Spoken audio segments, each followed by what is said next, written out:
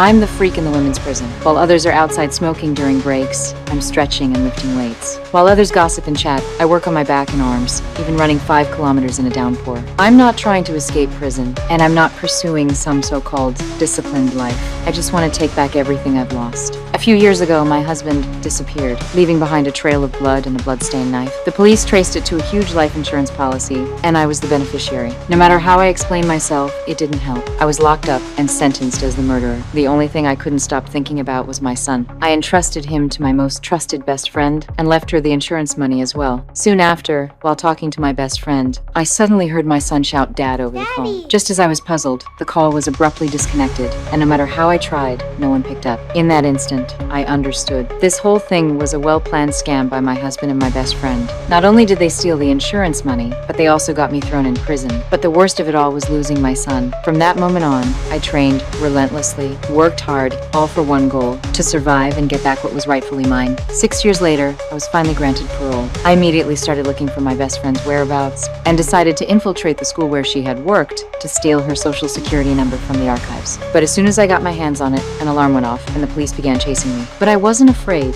Those 6 years in prison weren't spent in vain. I jumped from the second floor, scaled the barbed wire, and ran straight to the beach, even using the terrain to flip a police car over. Although I was eventually caught, on the way, I tried to explain. I was framed. He scoffed. Which criminal doesn't say that? He locked me in the car, sipping his coffee, but didn't realize the keys were still inside. I tried to break free from the handcuffs, and when he heard the noise, he rushed over. In a panic, I drove the car into the sea. He had no choice but to unlock my handcuffs to save me, and in the process, I grabbed his gun, then quickly swam to shore, shaking him off. I caught a ride with a passing car and continued on my path of revenge. This isn't over. I'm Lisa, and this time, it's not that I want to escape, it's that I want to take back my fate, inch by inch.